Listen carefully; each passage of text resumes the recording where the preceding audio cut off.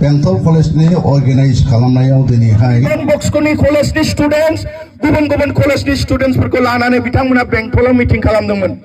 बेंटलाव मिटिं खालामनाय समाव जोङो नुबाय बिथांमोना मिटिंनि जे पेन्डेलनि जे लिरनाय मोनसे लिरनाय होबाय बिथांमोना मा मिटिं माने चिरां डिस्ट्रिक्ट युथ मिटनो चिरां डिस्ट्रिक्टनि लाइमोनफोरजों लोगो हमलायनाय सोर मा लिरगोन बाहाय बिटिसि सरकार होननानै लिरबाय।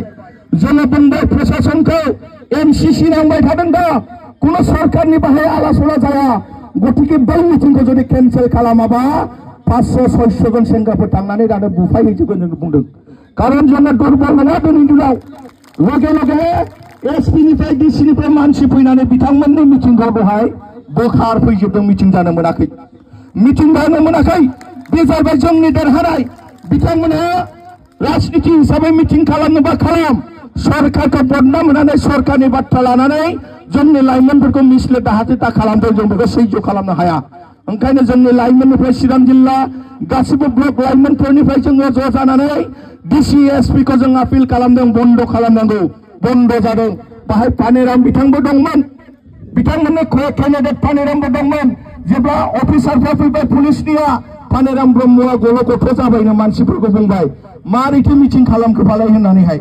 आरो कमन सेन्स गैया सासे सरकारनि मानसि बाहाय बर्डआव मा लिरदों नों नायग्रोनांगौ नंगौना नङा।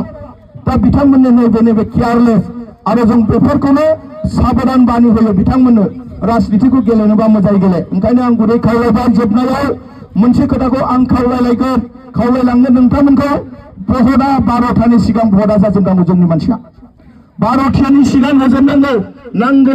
बेंटल कलेजनि अर्गेनाइज खालामनायाव दिनैहाय जोंहा बेंटल कलेज UN कलेज आरो रनिखाता कलेज बासुगाव बङाइगाव कलेज बे कलेजफोरनिफ्राय जोंहा नुजा